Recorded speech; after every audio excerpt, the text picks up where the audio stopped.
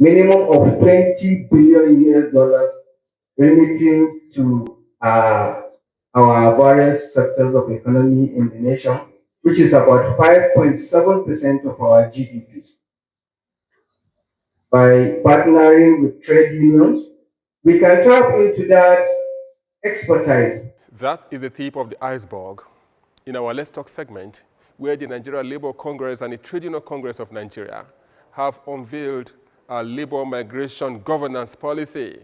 So now, if you want to jackpot, you need to get that document to know your right as a labor migrant. And if in case you are coming into Nigeria as a labor migrant, you need to have that document to know your right.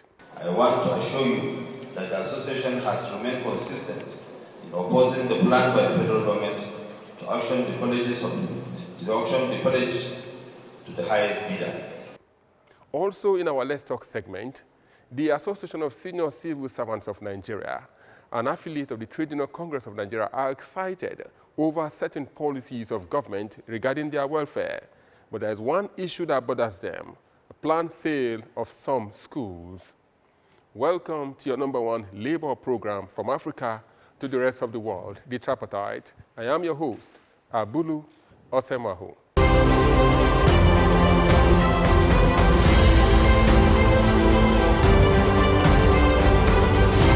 Did you know? Scientists have been studying remote work for 4 years and have reached a very clear conclusion. Working from home makes us happier. How true is this? Did you know? Has the facts below for your information.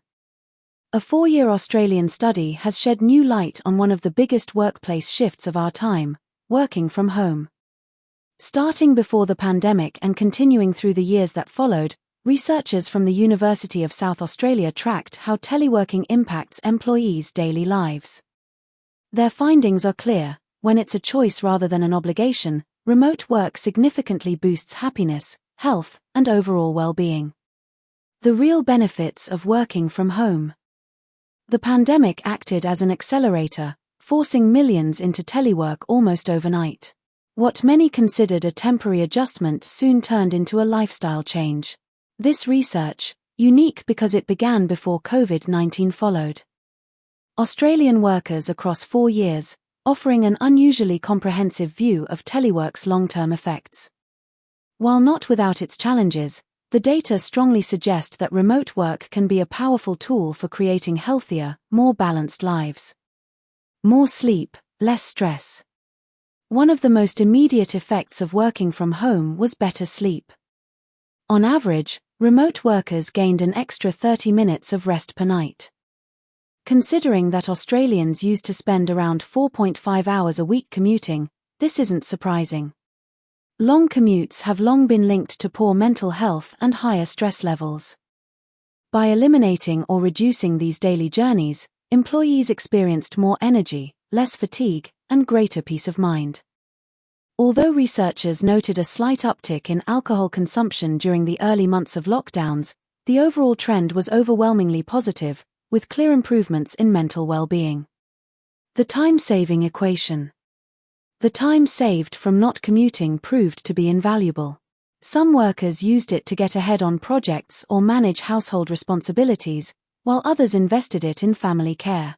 Interestingly, about a third of that saved time was directed toward leisure and physical activity. Productivity meets personal life.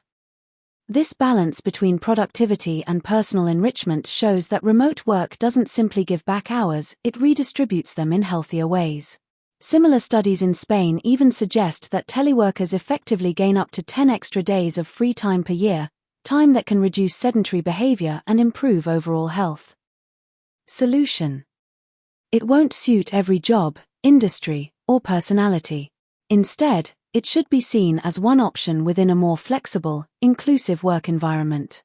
The real challenge for companies is to design systems that accommodate diverse needs, creating customized approaches that balance business performance with employee well-being. As the researchers put it, this isn't about choosing sides, remote versus office, but about building a future of work that embraces both. The Australian study confirms what many workers have felt for years: flexibility matters. By cutting commuting stress, encouraging healthier lifestyles, and maintaining productivity, working from home has proven to be far more than a pandemic stopgap. For employees, it means better well-being and more freedom. For businesses, it's a chance to rethink management, culture, and performance. And for society, it marks the beginning of a new philosophy of work, one that values balance as much as output. The conclusion: the flexibility to work from home provides measurable benefits for both physical and mental health.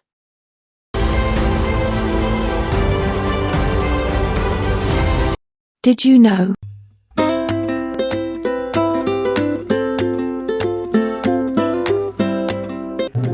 I am Honorable Minister, State, Labour and Employment, and I'm watching Tripartite on AI.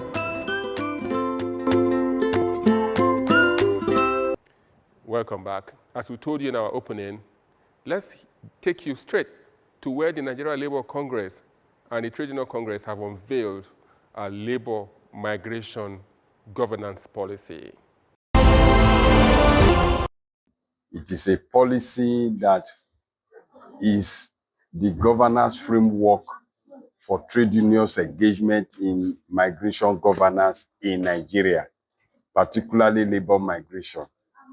And we are doing this as our own contribution to the National Migration Governance Framework, to the National Labor Migration Governance Framework. It is part of the trade union contribution in promoting better migration governance, and is one of the instruments to drive effectiveness of trade unions in labor migration governance in Nigeria and beyond. We believe that policy defines the framework for engagement, define the vision and the focus of the trade union. So at the national level, there are two existing policies on migration and labor migration governance. And for trade union to be systematic and have institutional engagement in labor migration governance, it is only ideal that we have a policy which drives the work of trade union in labor migration governance in Nigeria. One of the major items in this policy is about the promotion of the human and labor rights of migrant workers. First, defining labor migration as a human right, that a labor migrant is first a human being before becoming a migrant, and as such, his or her rights should be protected within the human rights coffers. And also, it is about what are the specific focus area that the trade union should focus on in labor migration governance. And also, what are those strategies that the trade union need to adopt in ensuring effectiveness in the labor migration governance framework in Nigeria. For a potential migrant, this document defines his or her rights and also how he or she can engage in regular, safe, and orderly migration.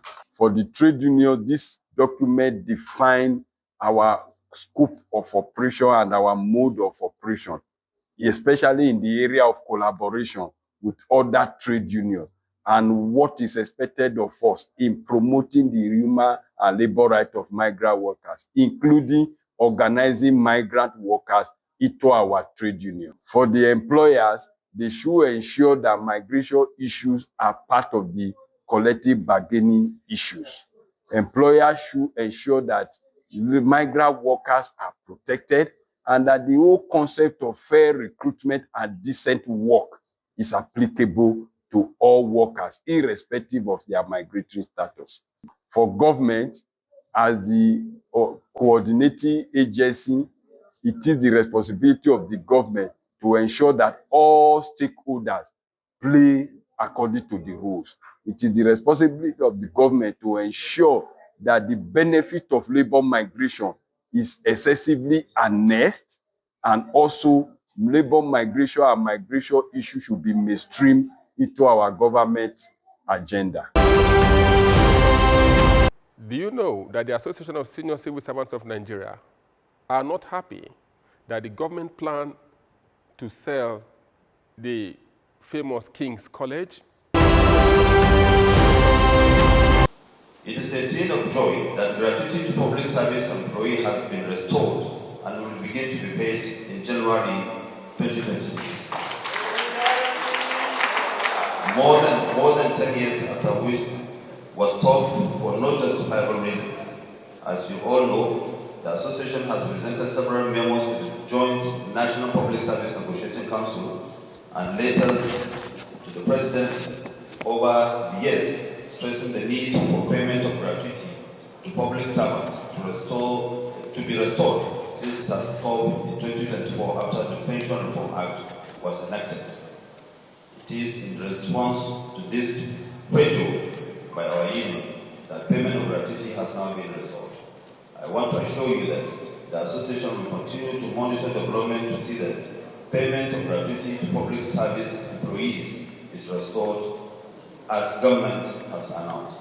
We are all aware that since the contributory pension scheme was introduced, there has been a lot of complaint, including the fact that it takes an average of 2 years before contribution can be paid to the initial disengaged contributors can be paid their initial disengagement entitlement because of unnecessary bottleneck created by pension fund administrators and ministries, departments, and agencies that do not remit the contribution to pension fund custodians on time. But the greatest complaint by contributors is the 25% lump sum paid to them on exiting the service. This is grossly inadequate because it amounts to nothing under the present inflationary trend that makes the meager amount insufficient to do anything meaningful with it. The current request from many contributors is that the total money should be paid in bulk so that retirees who are adults can do any investment they desire with their money. The union is engaging the relevant stakeholders on our members' demand that the contributory pension scheme should be amended to introduce a new clause so that to the effect that contributors who wish to collect their money in lump sum at once should be able to do so. Thus, since this is a major complaint, once this clause is added to the law, there will be no need to amend the entire act. I wish to report that when President Olusegun Obasanjo regime tried to privatize the Unity School under the dubious public-private partnership, the association went to court, carried out 7-week strike, mobilized leadership of thugs, royal fathers, religious leaders, sister trade unions, parent teachers association, student unions, civil society group, etc. And the process was stopped, and in 2024, President Goodluck Jonathan restored the junior secondary school of the school that had already been disarticulated in preparation for passing out the federal college completely. I want to assure you that the association has remained consistent in opposing the plan by the federal government to auction the colleges to the highest bidder. I speak to you now. Another set of people are angling to take over King's College Lagos, and the current leadership of the association is doing everything it can to make sure that the school will not be sold.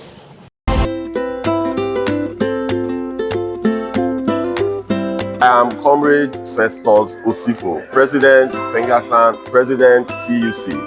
You are watching Tripartite on AIT. Now, in our global update on labor stories, there are minimum wages increase from Canada to US and several other stories emanating from Africa regarding workers' rights. Stay tuned for... Hello, and thanks for joining us on this segment. It appears workers never cease to disrupt their own work. Just as the National Association of Resident Doctors in Nigeria have agreed and suspended a 29-day long strike, resident doctors in England are geared up to down tools. Now, resident doctors in England will stage a 5-day strike starting on December 17th, just before Christmas, citing the government's failure to make a credible offer on jobs and pay, a union representing them said on Monday. The British Medical Association, which has been locked in a months-long dispute with the government on behalf of resident doctors, says the government's 5.4% pay offer does not address years of salary erosion when adjusting for inflation. While the government says the deal is fair and affordable in response to the latest strike notice, Health Minister Wes Streeting criticised the BMA for choosing to walk out, when it will cause maximum disruption and untold anxiety.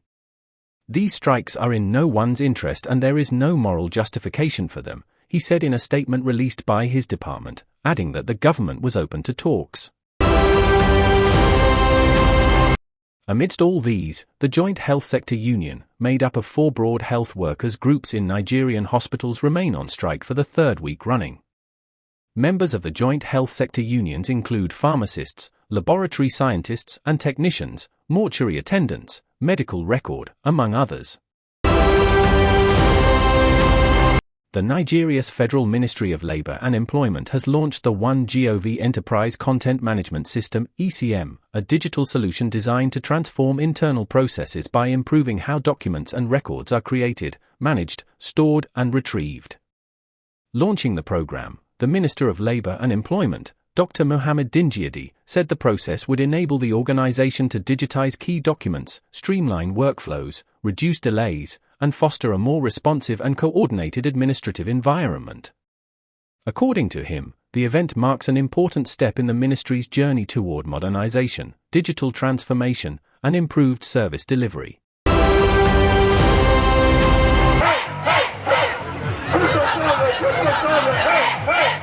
Last week in Brussels, Belgium, Public Services International, PSI, and the European Public Service Unions, EPSU, joined thousands of striking Belgian workers in a massive 3-day general strike that paralyzed public transport, schools, airports, and hospitals. The strike protested deep austerity measures pushed by Prime Minister Bart de Wever's new Arizona coalition government, dubbed for its hard-right, budget-slashing agenda.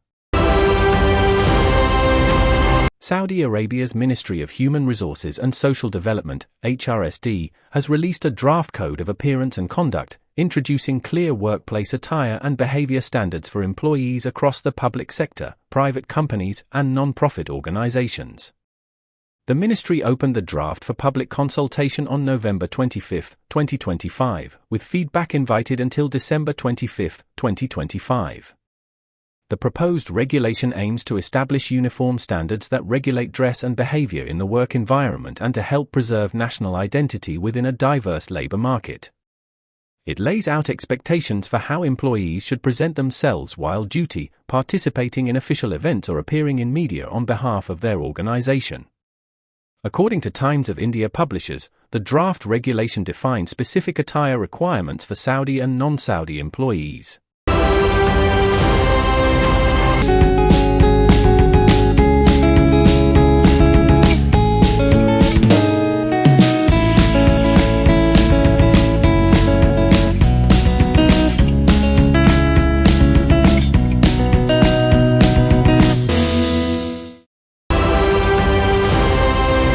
Workers' pay floor is finally budging, and after a decade and a half of political stalemate, the shift feels almost surreal. On November 12, 2025, millions of low-wage workers will see a bigger number on their pay stub, something many assumed might never happen again. The federal minimum wage is rising for the first time since 2009, ending a 16-year freeze that kept earnings stuck while rents, groceries, and healthcare soared. And unlike past hikes, this one comes with a roadmap stretching all the way to 2030. The change isn't just symbolic. It's a structural reset that will ripple through household budgets, fast food counters, mom-and-pop shops, and payroll departments nationwide. Starting October 2025, the federal minimum wage jumps from $7.25 to $9.50 per hour, the biggest one-year federal increase since the early 2000s. Lawmakers also approved a long-term escalator to push the wage up to $15 by 2030. Here are a few states and their wages.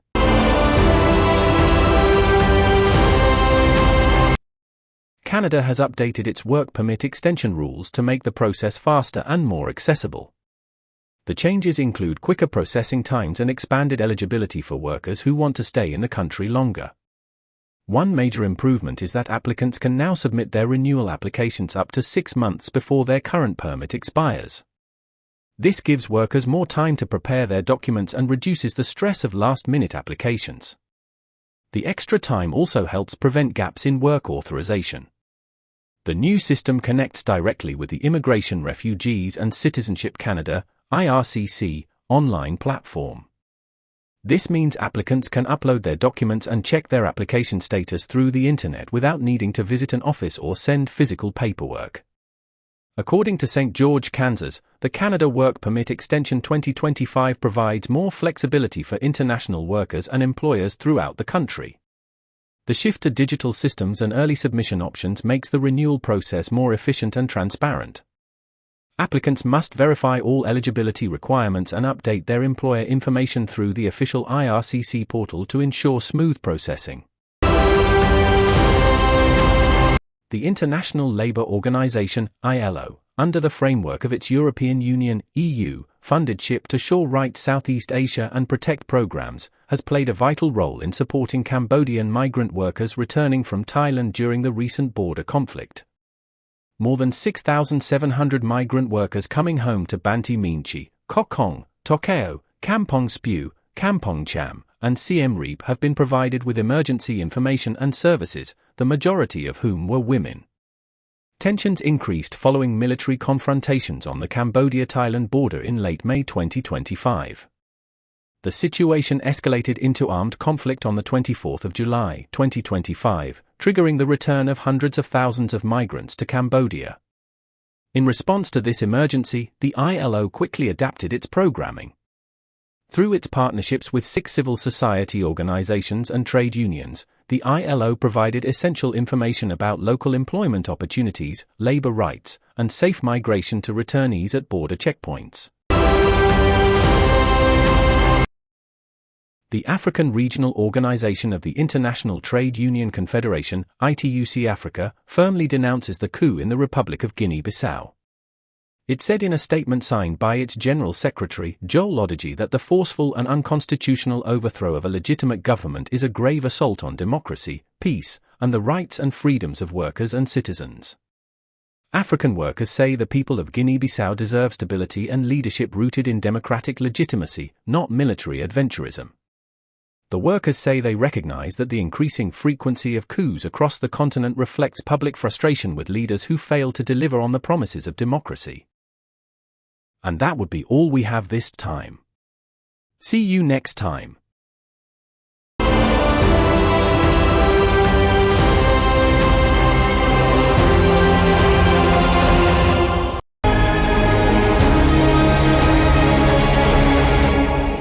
The Association of Senior Civil Servants of Nigeria, ASCSN, an affiliate union of the Trade Union of Nigeria (TUC), held its National Executive Council meeting in Abuja on Thursday, 27th November, at which it recognized the 15th Executive Governor of Lagos State, Governor Babajide Sanwo-Olu, with the honor as the most labor-friendly governor in Nigeria.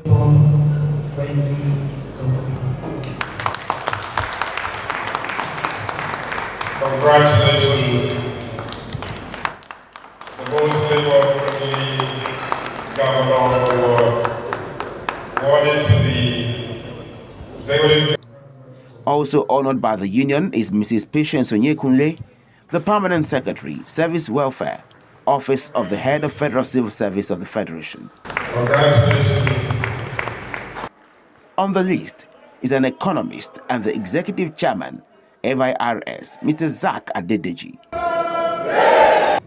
The workers equally recognized Engineer Abisoye Coker-Odusote, the Director General of the National Identity Management Commission,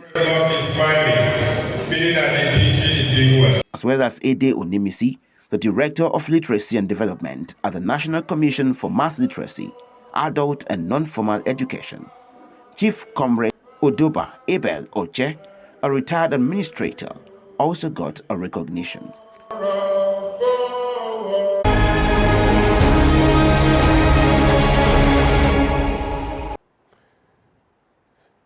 Thank you and welcome back. Now, any segment of this program is open for sponsorship, support, or partnership from our Let's Talk segment, from our Global Update on Labor Stories, from our Did You Know, and several other segments in between.